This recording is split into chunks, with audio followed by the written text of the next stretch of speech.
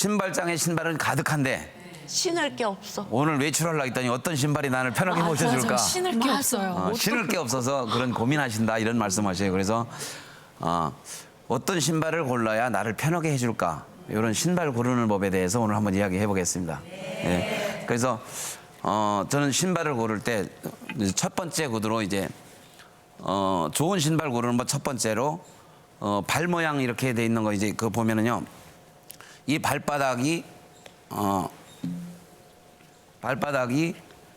저를 이렇게 이제 디뎌줄 때 힘이 아까 이제 두 박사님들 말씀해 주셨는데 힘이 골고루 분산되는 신발을 가져야 보니까 오늘도 그런 신발을 만들어야 병에 안 걸린다. 질병을 예방할 수 있다는 건 오늘 또 여기서 저도 내가 그동안에 한 40여 년간 구두를 공부했는데 두 분이 또 확인시켜주는 그런 걸 또 봤습니다. 근데 대표님 사실 신발 사러 가면 모양부터 보게 되잖아요. 그렇지.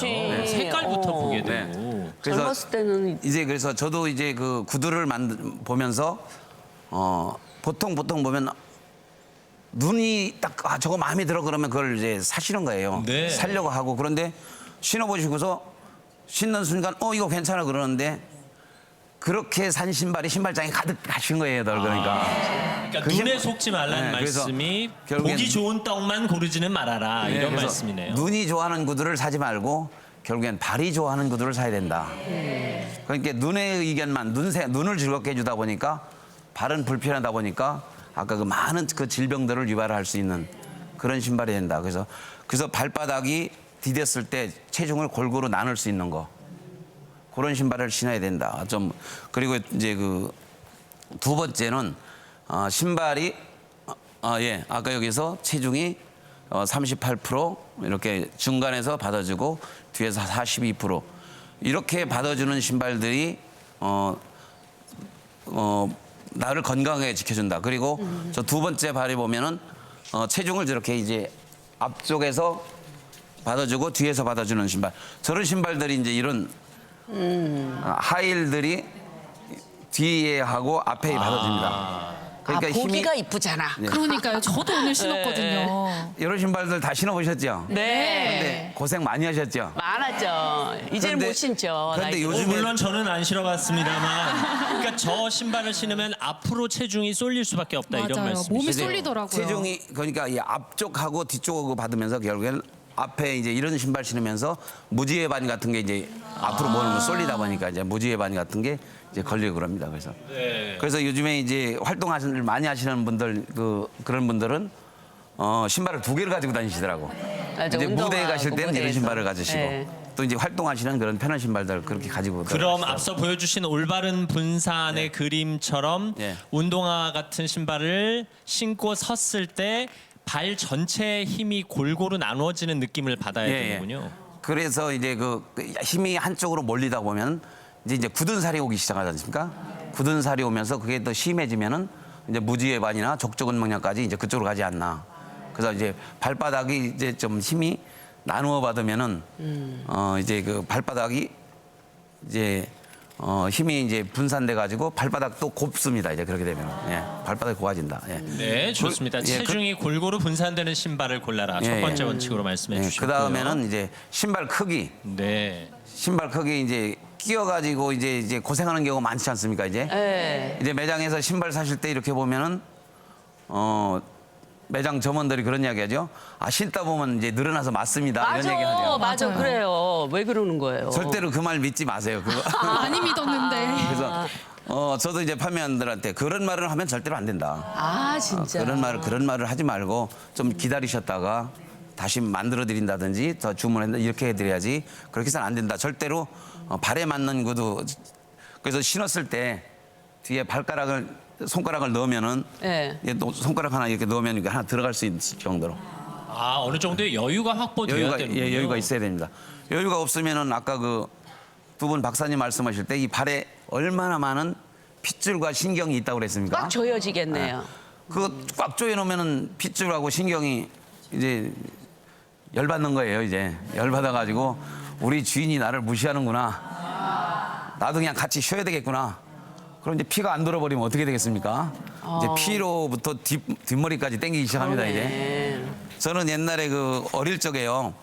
어릴 적에 저 칠남매인데요.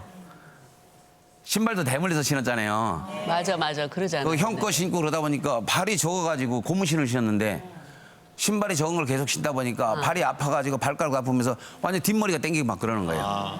그래서 야 앞으로 작은 신발은 절대로 안 신는다 그런 생각. 작은 신발 이제 발에 여유가 있어 발가락이 숨 쉴 수 있는 그런 여유 있는 신발을 신어야 된다. 그러면 뒤꿈치는 손가락 하나 정도 들어갈 여유고 네. 앞에 발가락은 발가락이 편안하게 움직일 수 있는 정도의 여유가 있어야 된다는 예, 말씀이네요. 앞에 이제 이 신발을 신으면은 이 앞쪽에도 발가락이 들어가서 발가락이 숨 쉴 수 있어야 돼요. 활동을 할 수 있어야 됩니다. 그리고 꽉 조여놓으면 어떻게 됐어요?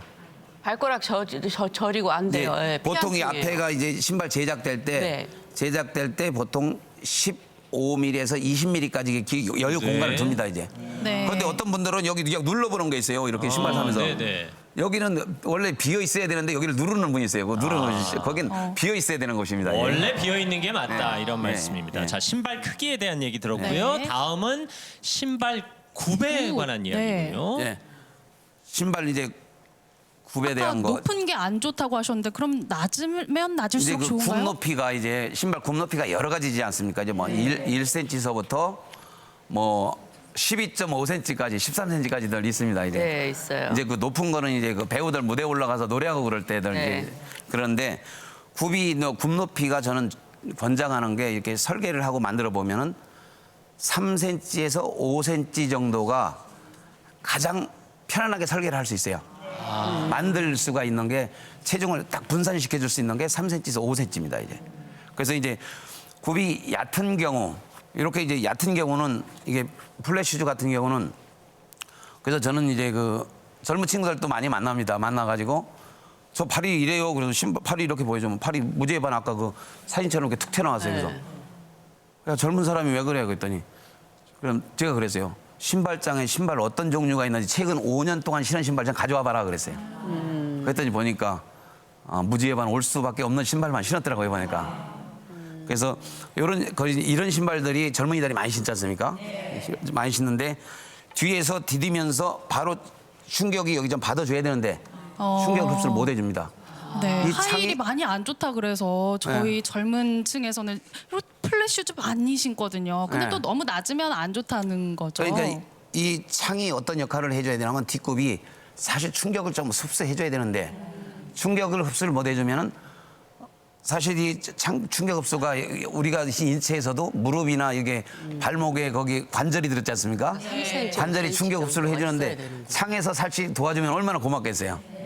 창에서 도와주지 않기 때문에 바로 이제 뭐 족저근막염이라든지 그래서 뒤에서 바로 받으면서 이게 막 뒤에서 안 받으니까 바로 앞으로 확 넘어가는 거예요 이제 체중이 앞으로 넘어가다 보니까 이제 발에 너무 이제 얇아가지고 충격 흡수가 너무 안 되다 보니까 딱딱하고. 네, 여성용 구두는 3cm에서 5cm가 5cm 가 적당하다. 적당하다. 신발 굽이었습니다. 네. 자, 좋은 신발 고르는 법. 다음은 뭘까요? 바닥창. 네. 그래서 이제 창이 이제 고르실 때 이제 신발을 요즘에 사실 때 가벼운 거 좋아하시는 분들이 굉장히 많아요. 네. 너무 가벼운 거보다는 기능성을 가지고 있는 어떤 기능이냐면 이런 미끄럼 방지돼 있는 거. 요즘에 그 그렇죠. 사고들이 가장 많이 나는 게 낙상 사고 낙상. 이런 게 많이 나는데 미끄럼 때문에 그렇습니다. 미끄럼 방지가 돼 있어 가지고 이렇게 보면은 매장에서도 이렇게 보면 이건 미끄러지지 않겠다 이렇게 그 매장에서 그 바닥에다 이렇게 비벼 봅니다. 이렇게 비벼면 안 미끄럽구나. 이건 이 정도는 돼야지. 그걸 보면 이제 볼 수 있습니다. 이거 미끄럼 방지가 돼 있는 거. 네. 그리고 두께.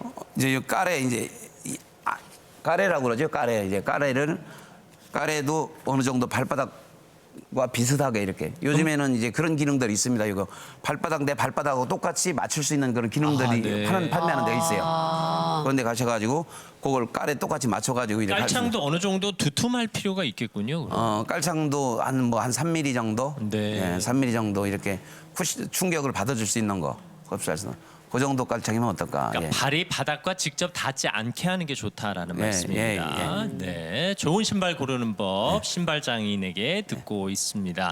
자, 운동할 다음은 때. 어떤 게 있을까요?